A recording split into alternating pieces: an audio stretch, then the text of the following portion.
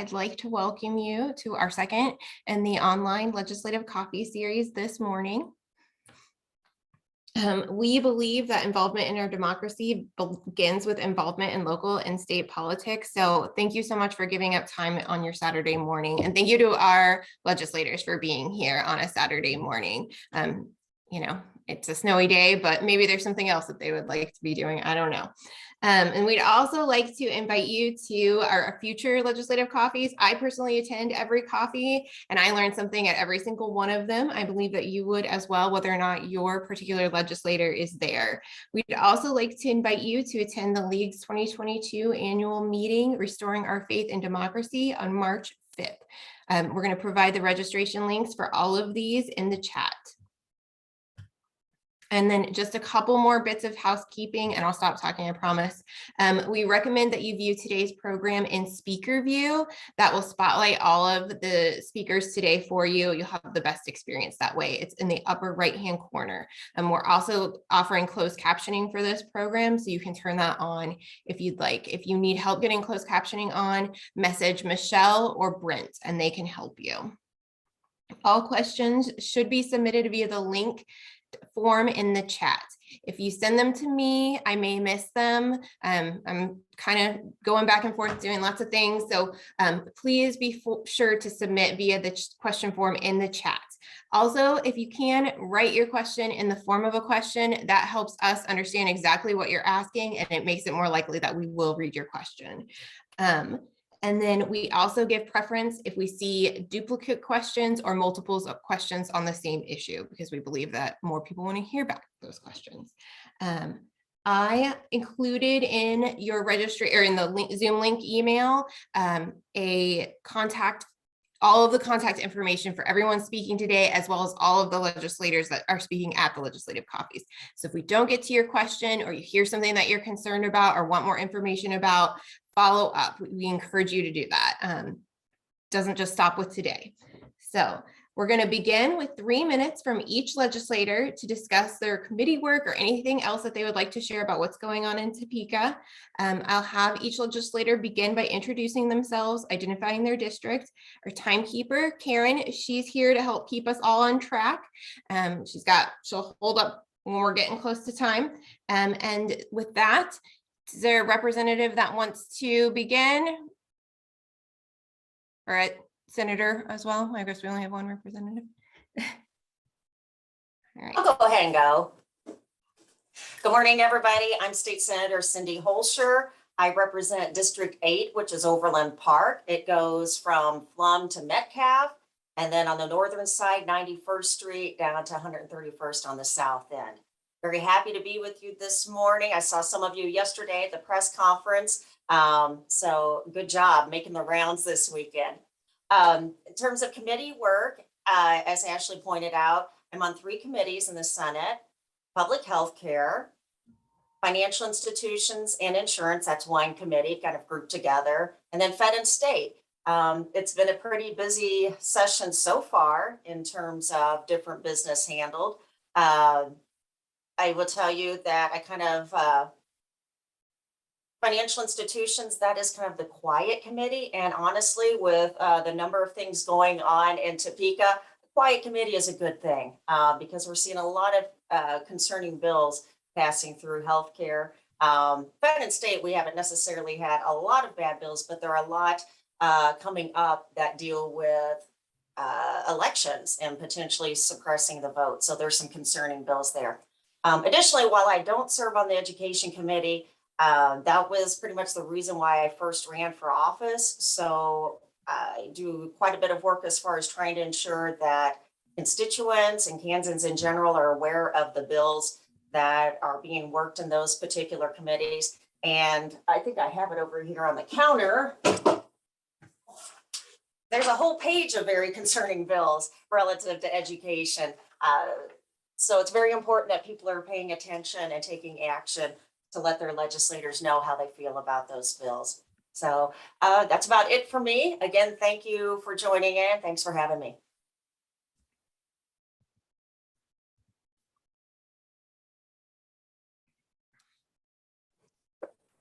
I'll go ahead and follow up if you like. Okay, I'm Senator Pat Pettey. I represent the 6th District, which is a lot of Wyandotte County and a small portion of Johnson County.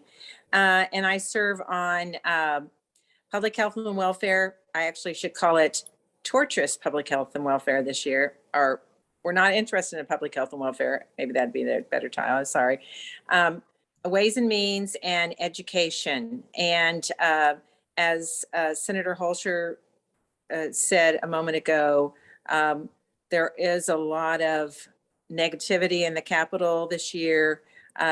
It's almost a pervasive feeling that that we're looking for the negative, not the positive, as we talk about what is best for Kansas, and for Kansas citizens.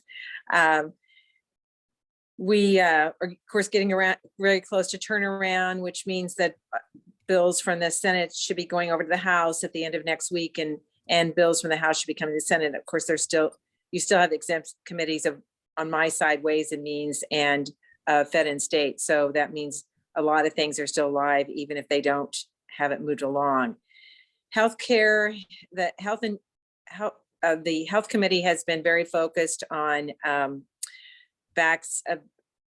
doing things concerning COVID-19 and ivermectin, and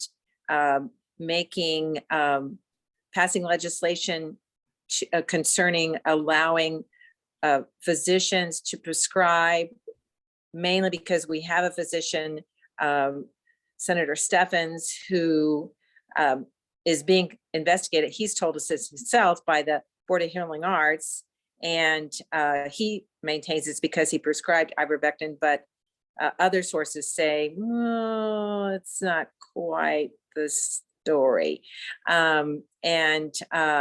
So many doctors will tell you they do already prescribe ivermectin, and they aren't being investigated, but it's how you prescribe it. And then the other part of this bill is that it would take away any responsibility of pharmacists would have to fill it without looking at your current prescription protocol and being concerned about whether it matches up or not. A lot of this focus is on education committee, education issues, and I know we'll go into that more as we talk. I'm glad to be here today. Thank you all for getting on, and so I look forward to answering your questions as we go on. I guess I'm up next. So I'm representing Jerry Stogsdill. I represent the 21st District. That takes in most of Prairie Village, a little bit of Overland Park, Leawood, and Mission Hills. And I serve on 3 committees: the Special Water Committee, Education Policy Committee, and the Tax Committee. And been 3 very interesting years so far on both of those committees. Water Committee, we've been meeting for the last year and this year to come up with a state water plan. And I thought it would be impossible to do that in a 2-year period. It seems like that's the case because we had a bill that was supposed to be submitted on Monday. The agricultural groups could not agree on it. I complained about it because we've spent about 5% of the committee time looking at drinking water issues. It's mostly been focused on agricultural issues and the damage they've done to the aquifer out in western Kansas. I had to remind the committee that I support agriculture in our state. Obviously, it's a major industry and so on like that, but we also have about 3 million people that depend on clean drinking water and good wastewater processing plants and so on. And we have to address that. And I'm hoping that we will, that bill has been blessed, which means it can go on for the rest of the year. And I'm hoping we'll be able to get it done by the end of the year, but I don't know. On education, I'm on education policy.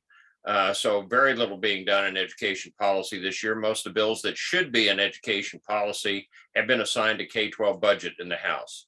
And that's where good bills that support teachers and public education go to die. And I will give you an example of that. I've submitted a bill this year to return due process rights to every teacher in the state of Kansas, especially after what we've done, what we've asked them to do over the last 2 years. That is definitely an education policy bill, should have been in our committee. It was sent to K-12 budget. I'm sure it won't even get a hearing. And tax, I think we may actually come out with some good legislation in tax. We're looking at getting rid of the sales tax on food, which I think is long overdue. And we have two bills, one that would just get rid of the sales tax on food in grocery stores, and the other would add restaurants to that. That has yet to be determined. I'm submitting a bill this week that would eliminate sales tax on over-the-counter medications. And I will, if you have questions about that, I'd be happy to answer, try to answer those questions in the question and answer period. But again, thank you very much for being here. I look forward to when we can all get back in person, and I look forward to answering your questions. Perfect timing. All right, what happens to the Ad Astra 2 bill now that the governor's veto has been overridden and lawsuits have been filed? What does this mean for the elections in 2022?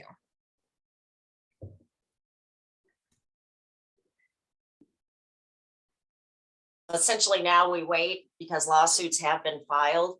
I anticipate that those will be handled with some expediency because, as you mentioned, we do have elections coming up. So the anticipation is that if the lawsuits prevail, then it goes to the courts to draw the boundaries. If they don't prevail, then the map that was voted on is the map. So like I said, it's a little bit of a waiting time frame right now.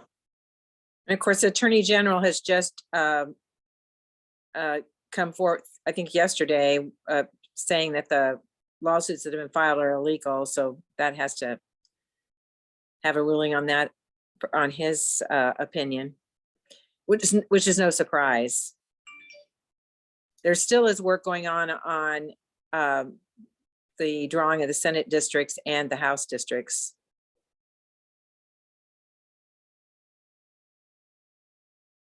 Yeah, it's going to be very interesting to see how they deal with Johnson County in this, since we will get, we still don't know exactly how many districts we're going to get, but we should get a minimum of 3 representative districts and probably at least 1 more Senate district. So this redistricting of House and Senate seats is going to be particularly critical to Johnson County, and they need to get that going pretty quick. I don't know how they're going to get this. They may not get this done by filing deadline, which they may have to set back the filing deadline for, which is going to be a pain for everybody involved in elections this year. So it'll be interesting to see how quickly they address this.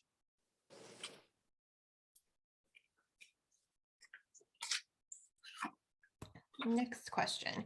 Some people are suffering from a sense of hopelessness in the present political environment. In your opinion, what good bills have come or will come out of Topeka this session? You know, we still had the medicinal cannabis bill. We were ready in Fed and state to work on that week 1. Unfortunately, the Senate president had different ideas and pulled the bill from the committee. And it seems that the reason that was done was so that he could potentially use that as leverage in regard to some other issues, because there is a good amount of support for that bill, and the House passed it last year.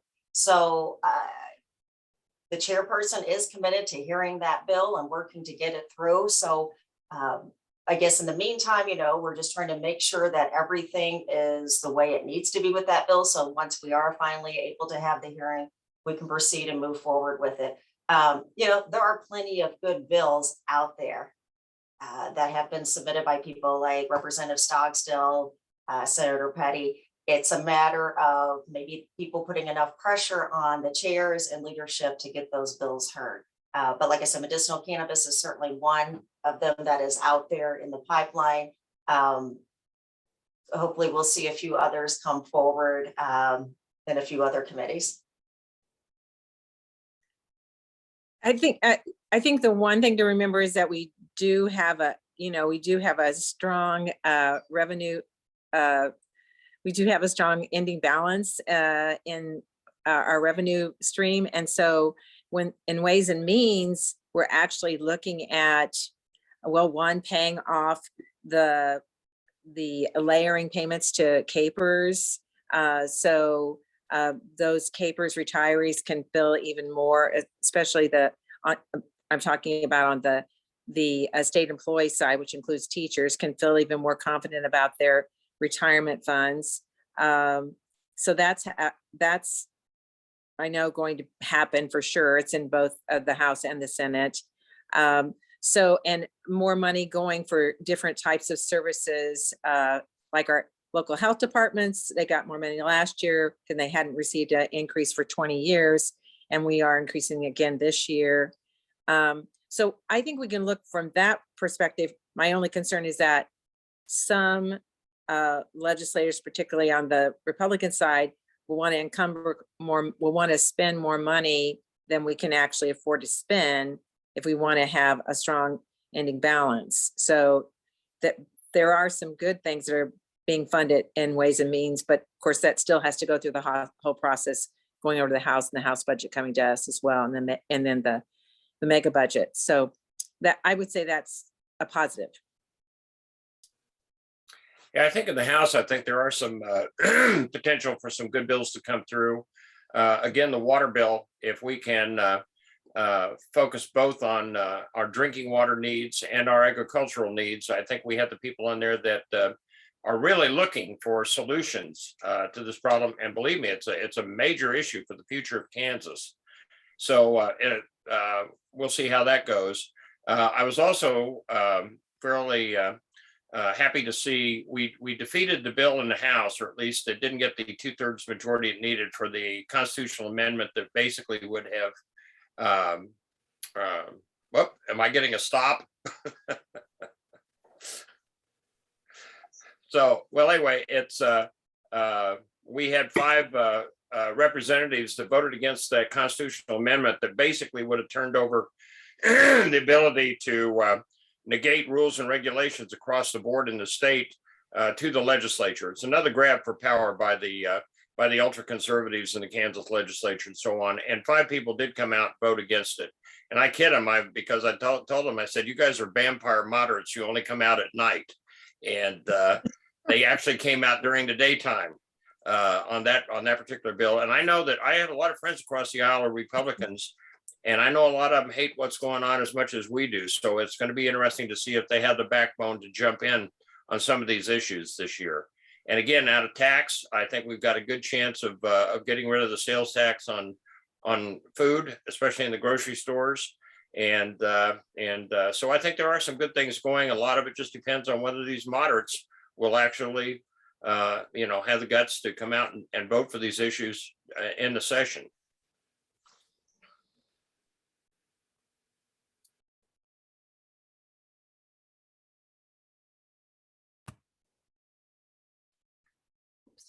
I was on the wrong question, sorry.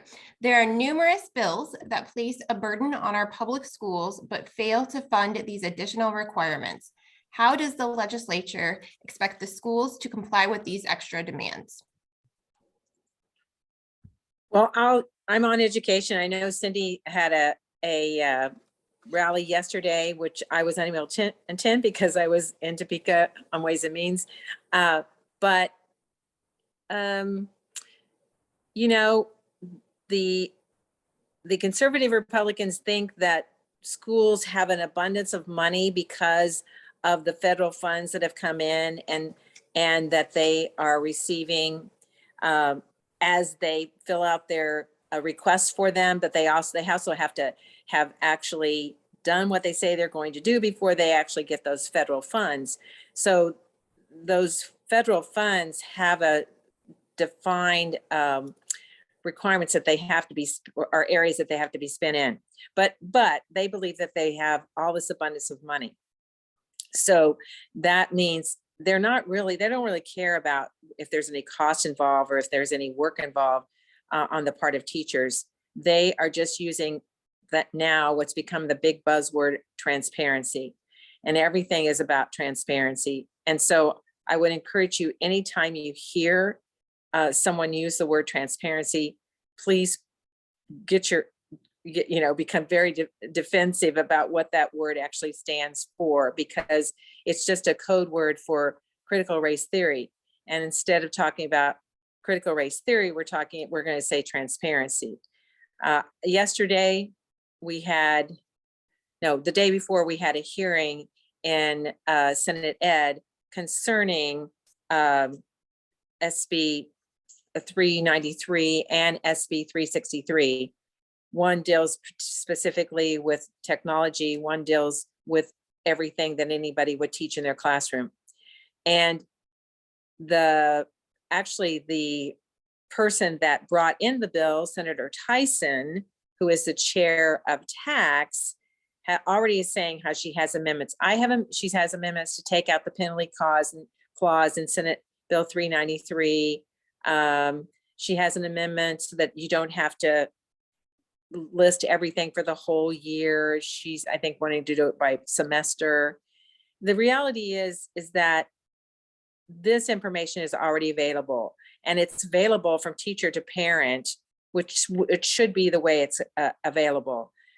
So I no longer have children in public education. I was a public educator myself for 36 years, but all the portals that teachers have set up now, they're providing that information to the parent or the guardian. This is just a way to have, they're saying, information on the websites of the school district so that anybody can look there. But the reality is, how could you ever find, let's say in Shawnee Mission, I don't know the number of teachers right off hand, but there's got to be, Jerry, how many would there be? 1,000? I don't know. I mean, so how would you ever find the information for one teacher on the website if you were looking for it? So it is just a gotcha bill, and a gotcha to say, hey, Mrs. Pettey didn't post the book I'll Love You Forever, but she read this book instead. And so it's a gotcha book. It's a bill that doesn't make, I say it does not support the relationship between parents and teachers for a quality education that they're looking for the best for the students and the children.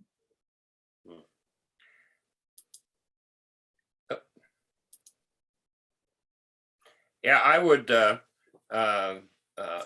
support everything that Senator Pettey had to say about education. In the House, I think it's even worse. All the bills that are going into K-12 budget, that committee is chaired by Representative Christy Williams, and she has a sterling record of trying to find every issue possible to take money away from public education and put it into private education. Everything that goes through her committee, she looks at as, how can I use this to backdoor vouchers into our system? And that's the biggest problem with education funding in the House, is that committee. And believe me, they have stacked it with people she wanted on that committee to support her position that we should not support public schools more than private schools. And my position has always been, and always will be, public tax money goes to public schools. And there are a lot of great private schools and so on in the state, but they don't have to deal with the same things that the public schools do. And our public schools are really what built Johnson County, that's for certain. And they start messing with the schools in Johnson County, watch your property values go down.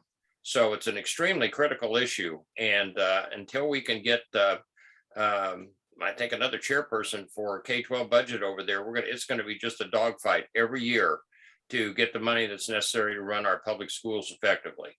And again, they are using things like critical race theory, like the Parents' Bill of Rights, all of that sort of thing. They're just looking for excuses to support they're wanting vouchers for private schools. So critical race theory, that's a non-issue issue. And so anyway, I think that's part of the problem in the House. I think when it comes right down to it, I think we'll have enough people on the floor of the House that will not vote for the most onerous of bills that come out of that committee. But I expect that there's going to be some real doozies.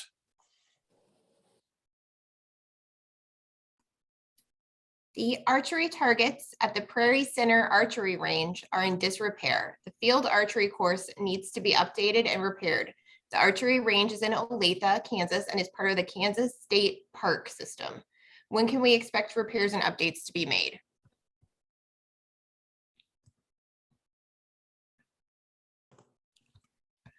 That is a great question. And honestly, none of my committees work in that area. But I certainly can look into it. I mean, granted, Senator Pettey or Representative Stogsdill might have more information on that. Well, I don't know. It sounds like an issue that the county commission or the city of Olathe ought to be investigating. I haven't heard that problem come up, certainly in Topeka, and but that would be, I would think, as I say, a local issue that they should be dealing with the state parks department if that's a problem. So that would be my suggestion. I would agree. What park was that again? The Prairie Center Archery Range in Olathe, Kansas. Okay.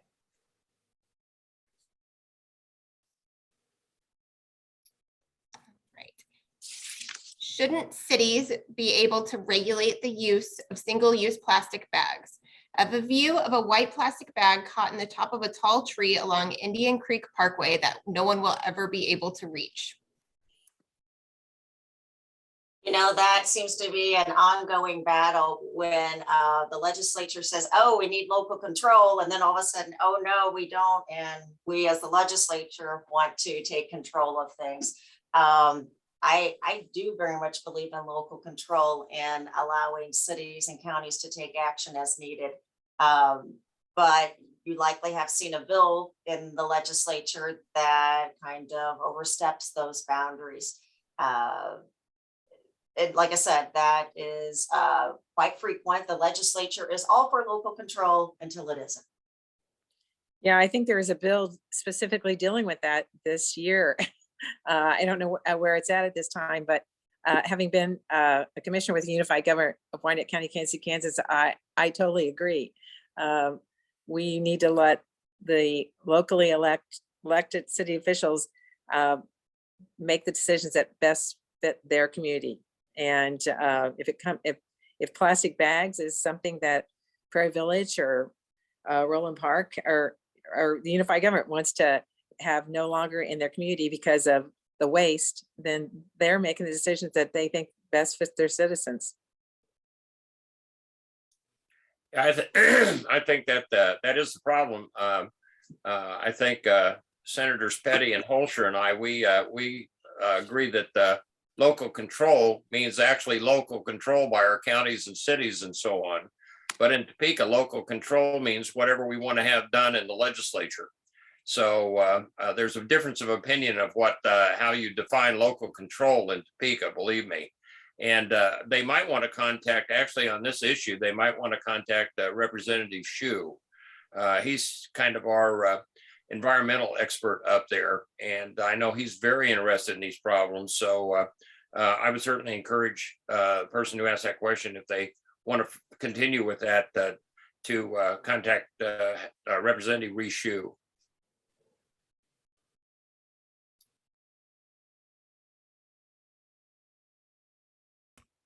Is it good for the consumer to cap Evergy's rate hikes at 1% per year for the next 10 years?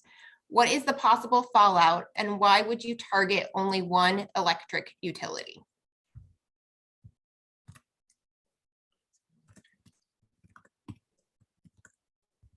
I'm not on utilities. I don't know if either of you two are. I don't have a lot of information on that. Yeah. No, I don't either. None of my committees address that issue. You know, one of the best ways to look at these issues or get the answers that people want is to go to kslegislature.org. List all of the committees. You can go to the Utilities Committee, see who all is on that committee, and direct your questions to those folks who deal with that on a daily basis. So if you haven't gone to kslegislature.org, put that on your frequently visited list, because it gives all the information you could possibly want about committees, representatives, senators, House bills, Senate bills, all of that sort of thing. So, and I use that all the time. If I have a question about a certain issue that doesn't come through one of my committees, I immediately go to kslegislature.org, find out who's on those committees, and contact those people to get more information. I would totally agree. I don't know. I mean, I'm not sure that that's always the best way to go about solving a problem or what's a perceived problem. And so I don't know how KCC or how Evergy is involved in that piece of legislation or where it's at right now. I was going to say, if the individual who asked that question wants to direct message me or put the question again in the chat, I can follow up with them and get the information that they'd like. Or they can email me, whatever works.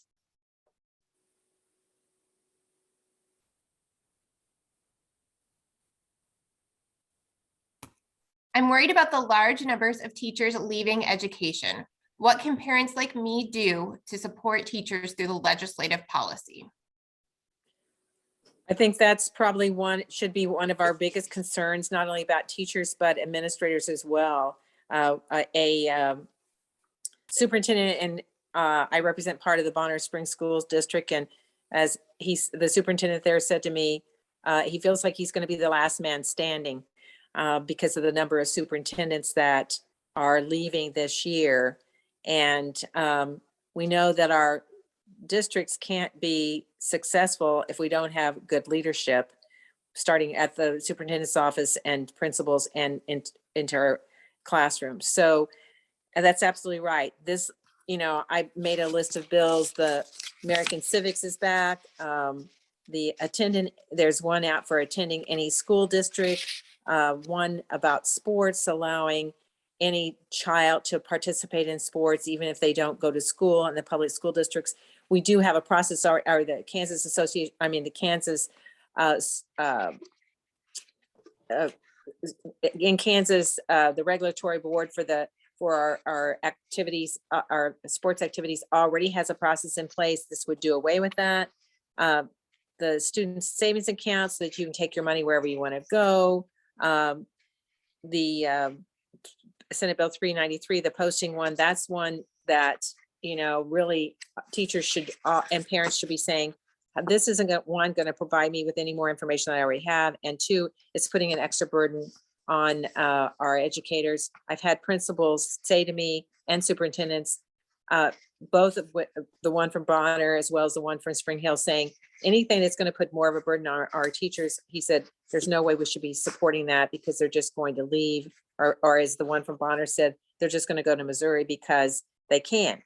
And we know every school district in the state of Kansas has a shortage of teachers. Every one of them has faced problems of having enough teachers to provide education. That's why the state board has a short-term sub certificate that you can get, that all you have to have is, I shouldn't say all, but you can have a high school education and be over the age of 18, and you have to pass the background check, but you can sub so that they can have someone in the classroom. The scary part is wanting to pass legislation to look friendly to teachers, like the Senator Tyson, who I told you introduced 393, but at the same time says, hey, I have a bill in tax to let every teacher get $200 to help pay for their classroom supplies. So this is saying I'm friendly to teachers, but hey, I want to put hours and hours and hours and hours of work on their backs for no reason at all. So we have to be very cognizant, and for those parents that want to help, write every one of us a letter saying why you don't think it's important, and organize other parents to do the same thing, because we get inundated by the other side, and we should be hearing for those parents which is the majority that support public education. Yeah, I'll jump in. Go ahead, Jerry. Go ahead. Okay. The press conference that we held yesterday was very much in regard to the attacks on our teachers, our public schools, and healthcare professionals, because there are some bills that are directed toward those different industries and those professionals that will very much hurt Johnson County. And I will tell you, in the past 2 weeks, I have probably received over 700 emails from, again, healthcare workers as well as teachers saying they're going to leave the state if these bills go through. So that's where we are. We started last year, the school year, short, I believe, 600 teachers. We've lost some more during the school year. Additionally, after 2 years of what has been a very challenging time teaching, we have even more teachers that are kind of hanging in the balance. And if that final straw is dropped, they're leaving. And they take with them their spouses who work in tech or who work as engineers, architects. So we are talking about the potential of a very huge brain drain for Johnson County, which will ripple throughout the state. It's extremely concerning. So I'm encouraging everybody to do very practical things here as far as contacting legislators. We can make it easy for you, though, too, to make that happen. If you don't follow my page yet, please do so. I post that information on my Facebook page as far as how to contact. And again, I try to make it easy. Send me an email and I'll sign you up for our action emails. Again, I make it real easy for you to send an email to your legislator. There's a forum, well, this coming Saturday at the Indian Creek Library, where we will have teachers and students talking about what the past couple of years have been like. Please come there to show support for the teachers who have been working so hard throughout this time. And then I'll do a plug too. There's a lot of advocacy groups out there that support public schools. Game On, Mainstream Coalition, Open Network is in Olathe. And I will also plug Freedom to Learn, which is a new group that is working very aggressively to show support to our public school teachers and to push back against these horrible bills. Did I miss any other advocacy groups? I feel like I did. But, but anyway. KNEA. KNEA, yes, of course. But there's a couple projects going on this weekend. And if you're interested, let me know. A couple quick, easy projects to help push back against these horrible bills, because I am all in on ensuring that we hold on to strong, excellent public schools, because it's the heart of Johnson County. And frankly, it's what helps fuels the economy for the whole state. Oh, stand up Blue Valley. That's what I forgot. How could I do that? Yeah, I agree with what Senators Pettey and Holscher had to say. I'm the ranking Democrat on the House Education Policy Committee, and I am just constantly astounded at the hostility towards our teachers in public education that we're seeing in Topeka. And again, I think, you know, I hate to be a conspiracy theorist, but if you want to get rid of our public schools, or if you want to downgrade our public schools and raise up private schools, make it hard for us to get public school teachers. And I don't see anything coming from the other side of the aisle that really supports our teachers, that necessarily supports public education. So we really need to have you contact them and say, you know, what in the world are you thinking? And I give you a perfect example with my due process bill, which I've gotten through the House twice, and it's died in the Senate both times. Not responsible, by the way, Senator Pettey and Holscher, but that, for those of you who aren't familiar with that right was taken away from teachers in 2014 in the middle of the night, without so much as a hearing in the House. And what that does, all that does is keep teachers from being fired for unjust cause after a 3-year probationary period. And, you know, we have asked so much of our public school teachers over the last 2 years, but really, I mean, in some cases, putting their lives on the line. And they've done a fantastic job of keeping our kids in an educational environment and keeping them, you know, safe. Which is should be all of our number one concerns. But they, you know, I just don't see a lot of bills coming through the legislature right now, especially in the House, that support our teachers. And I am in contact with the State Board of Education on a regular basis. I just talked to Randy Watson a few days ago. He said, we're going to be missing, I don't know where we're going to get 50 superintendents this year, where we're going to get hundreds of teachers that we need this year. So, I mean, it is really a critical issue in the state of Kansas. And again, when I taught in Shawnee Mission, we'd have one opening and we'd have 125 applications. That's not the case anymore. We can't even find enough teachers in Shawnee Mission.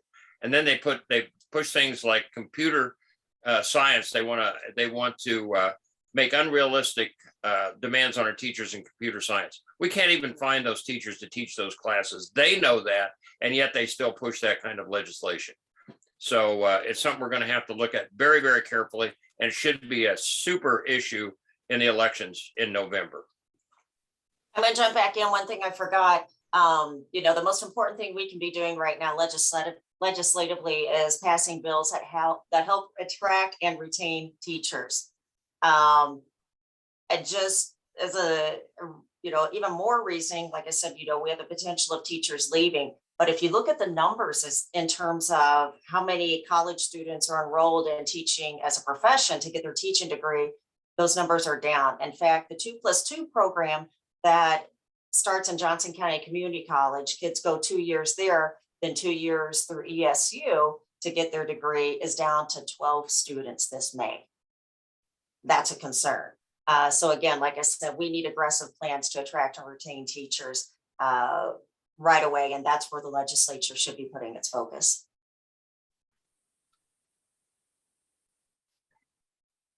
The waiver wait list for persons with autism is years. The educational and school infrastructure for individuals with special needs is decreasing in my area when all schools should be increasing supports, interventions, and programming options. What can be done to expand services for those affected with autism across the lifespan?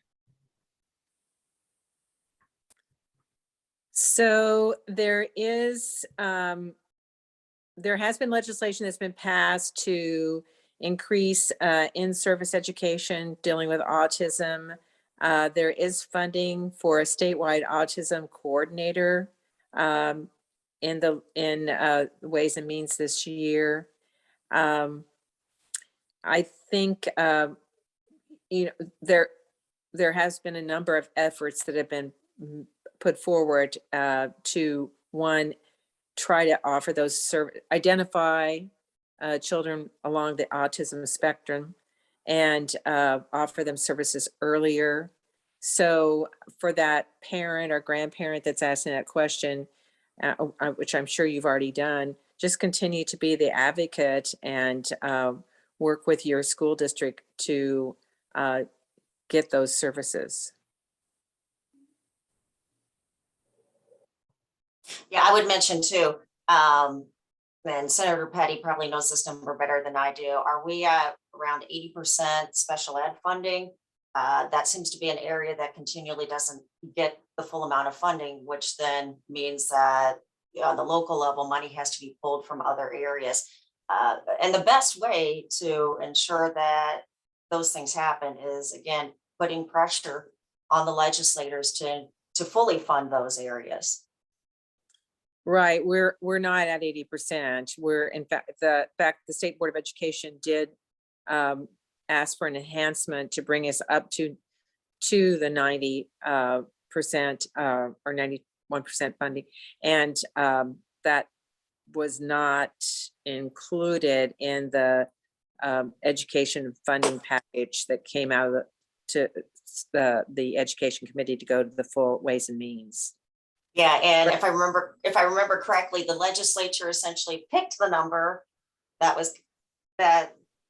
they were going to put towards it and called that fully funded.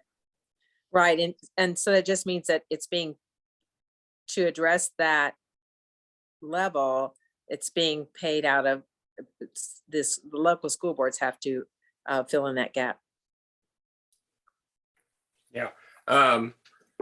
Yeah, I think obviously the number one thing that needs to be addressed in order to address the needs of these special needs kids is funding. And if they continue to attack funding in our public education systems, it's going to be bad for those kids. It's going to be bad for all the kids. But I think this is another concern I have for their push for private schools and vouchers and so on, because these kids will be left behind. Private schools can pick and choose whoever they want to come into their systems, and most of them, to be quite frank, even if they wanted to address the needs of these kids, they don't have the facilities, they don't have the money, they don't have the expertise to address the needs of these children. So that has to be addressed through the public schools, and we need the financial backing to make sure that those kids get the proper education and all of the assistance that they possibly need. So again, it comes down to money, and we've got to make sure that we continue to fully fund. We've finally getting under Governor Kelly. We have been fully funding our public schools, but it has been a struggle, and it will continue to be a struggle. And I know it's going to be a big issue in the coming elections this year. So we just have to stay vigilant. We have to support people who are going to support public education and full funding for our public schools, so that all children have a good opportunity for an education, and all of their needs and special needs are met. I just will follow up real fast with that and just say, a lot of times you'll hear some legislators talk about for example, there's a piece of legislation to take the high density funding and use that to provide a career ladder. As Representative Stogsdill said, that is Representative Williams, a bill that she has out there. And so she's probably going to be pushing that. So a career ladder, it is used in some states. It has not been used in Kansas. And I'm not going to go into that particular tool, but the reality is high density weighting as another way to address those districts that have high poverty. And if you have, the higher the poverty, we know the more needs that our children have. And I represent a lot of those districts with high poverty needs. So when we talk about when somebody tells you that they want to use this piece of the formula is set up to address a lot of needs within our school districts, depending on their children that are on free and reduced lunch. So we always need to keep in mind that a district like Blue Valley, which has a lot fewer but increasing number of children on free and reduced lunches, is going to have be getting less amount of money than a district like Kansas City, Kansas, that has a really high needs population. So we should all want quality public education wherever our children live. And when it comes to diverting that money to private schools, 60 of our school districts across the state don't even have any private schools in their, or 60 of our counties don't even have any private schools in their county. So those counties, which are mostly rural, they wouldn't even, if with some of the legislation, it takes away more money from their public schools. And I would hope that they would be thinking about that as these pieces of legislation come up. Yeah, I just might add, I thought it was interesting this week. I really tried to work with people on a bipartisan basis as much as I possibly can. And this last week, Republican Representative Megan Lynn and I submitted a bill to the Education Committee to address spontaneous cardiac arrest. It's the #1 killer of high school athletes in the country. And all our bill said was very simple. We wanted to make sure that all coaches were aware of the symptoms that look for this event, that parents were aware of it. This started out of it because we had a high school athlete in Wyandotte County die from that, and it is an issue that we ought to at least address as much as we can. And there's no fiscal note to it. It just makes parents aware, and it makes coaches aware that of the things to look for and what they need to do immediately if they see that. Then one thing is take that kid out of practice or a game if they start showing those kinds of symptoms. And the chair of the Education Policy Committee gave it a hearing and then told us he will not work the bill, so it will die in committee. And I mean, that's a life-saving issue, and I don't get it. But and I'm sure that Representative Lynn was equally as irritated about that as I am. So there was a bipartisan effort and went nowhere.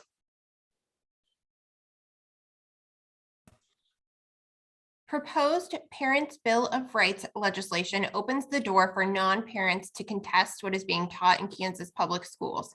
How can we protect the teaching of college preparatory advanced placement curriculum, including AP History, AP Government, AP Biology, AP Human Geography, and AP Literature from such attacks? Right, the Parental Bill of Rights, there's a legislation on both the House and the Senate side. We actually had a hearing on the Parental Bill of Rights. It again is a total sham, just using that word parental. From my perspective as a senator, I don't see it has any concern about parental rights. Parents already have access to all the information that they want. This, I'll just say, after I read the Parental Bill of Rights piece of legislation, and having been an educator, I thought I just need to have a chair sitting by each one of my students in my classroom so that their parent could be right beside them, because the bill actually says that they could take their child out of anything that you're going to be doing in your classroom if they want to. They can, and you're right, it doesn't have to be a parent. It can just be almost anybody, even though it talks about, again, this is the guise of transparency, and it can get turned on us because saying, well, why wouldn't you want them to know when in fact they already know? So I would say for parents that this is an opportunity to say, and I've gotten those letters and I really appreciate them, to say, hey, this is already how I get all my information, and I can access everything I need to know. Senator Sykes, the minority leader in the Senate, she shared that in Senate committee just the other day, saying, hey, I just looked on my phone. I can go in that portal and I can see everything my son has done from the beginning of the school year. She said, so I'm not understanding how this is providing me as a parent any more access or any more rights than I already have. So you're right, it's totally does take away, and it becomes a gotcha bill, and it becomes a bill for those organizations like Americans for Prosperity who just want to be able to access all information about what's going on in our schools, and then say how bad it is and how it, again, they're teaching diversity, which has become in the Kansas Senate a very negative and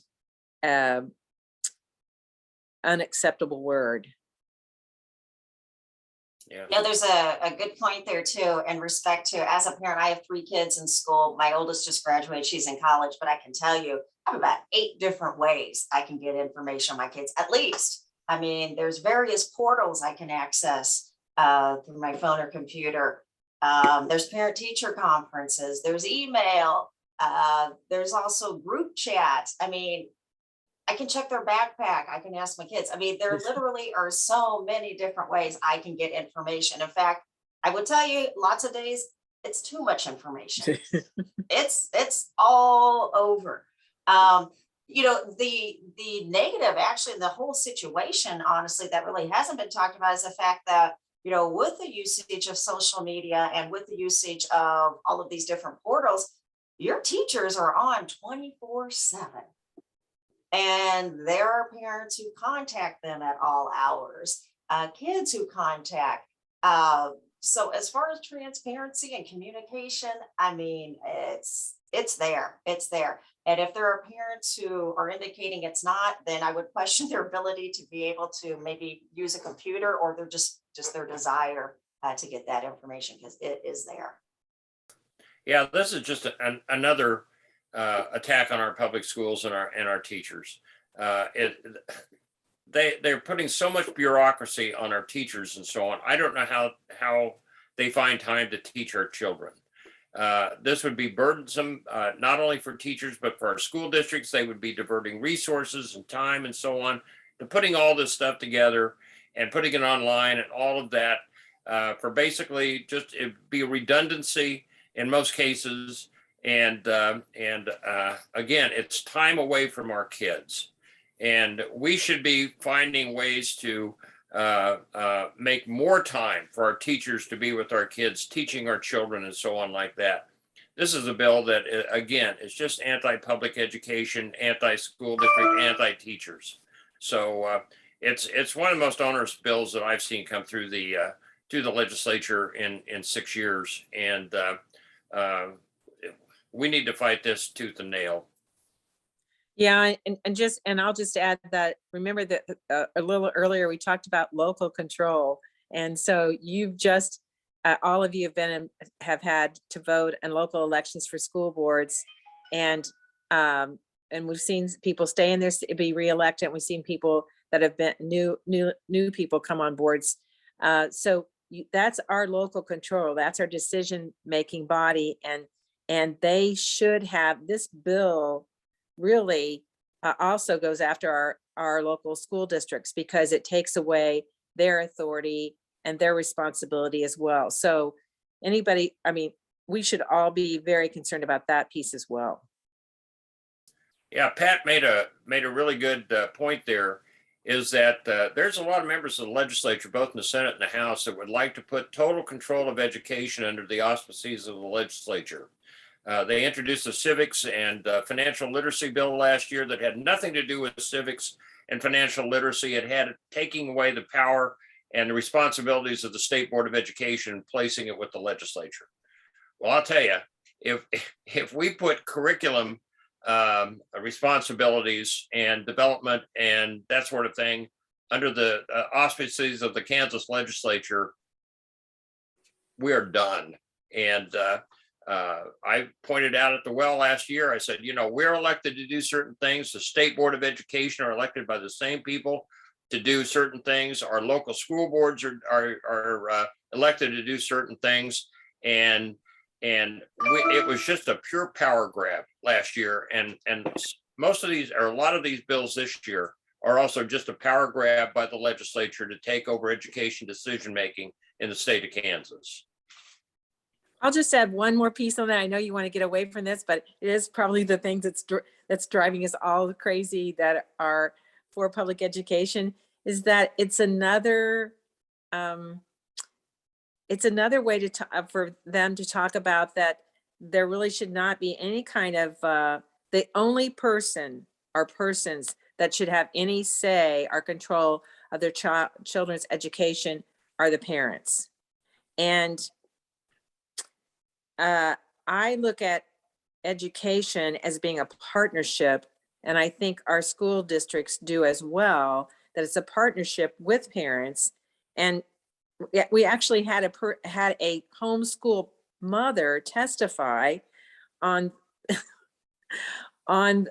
Senate Bill 393. And she said, she's a homeschool mother. She's always been a homeschool mother. She gets to make all the decisions about curriculum. And so she thinks everybody else who sends their children to public education should be making all these decisions about curriculum. It's like, well, you made a decision to homeschool, and I have family that's done that. And that certainly is a right in Kansas to do that. But when you send your children to school, you're saying, hey, I realize that there are professionals that can provide the best quality education for my children, and I want to be a partner with them to have that happen, whether it's preschool or whether it's 8th grade or whether it's 12th grade. And so that should be what it is, a partnership.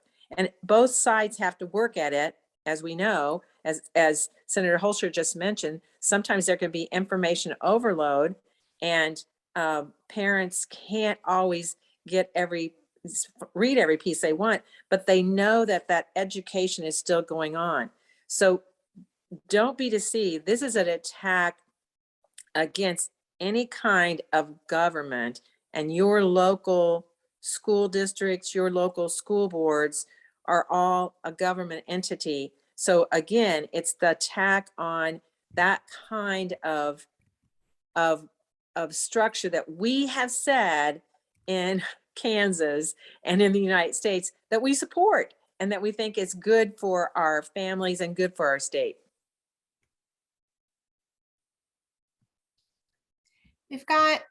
We're a little over time, but we started a little late. So I want to try and squeeze in one question if we could have brief answers to it. I recently submitted written testimony via email to a committee chair on Senate Bill 394 and Senate Bill 445, which included the required identification information, my position on the bill, and my personal story. It was rejected. Why? I'm not certain. I Googled Kansas written testimony submission process for a Kansas voter and read that email testimonies are acceptable, but I also read each chair can establish his or her own format requirement for testimony submissions. How does a Kansas voter know what each chairperson requires for action? That, I'll be real fast. Each committee does have committee rules, and there is some inconsistency, unfortunately.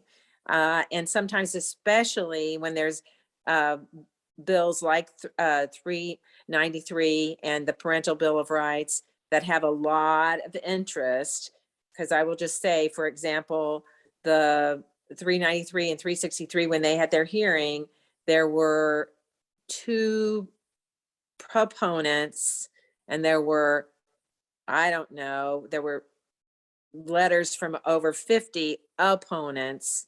And so this person that got rejected, I can't say exactly why, but yes, they do vary on what they will allow. And we hope that you'll just continue to send letters to all your legislators.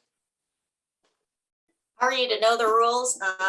You may not, and sometimes that's by design. And as Senator Pettey alluded to, sometimes committee chairs will kind of set up a certain set of rules for their committee. There's a spot on the Kansas Leg website where the committees are listed, where the committee rules are supposed to be posted. They aren't always there, and they aren't always necessarily adhered to. I will tell you this, 2 weeks ago in public health, the ivermectin bill that was brought forward, opponents were locked out completely because the way that was set up.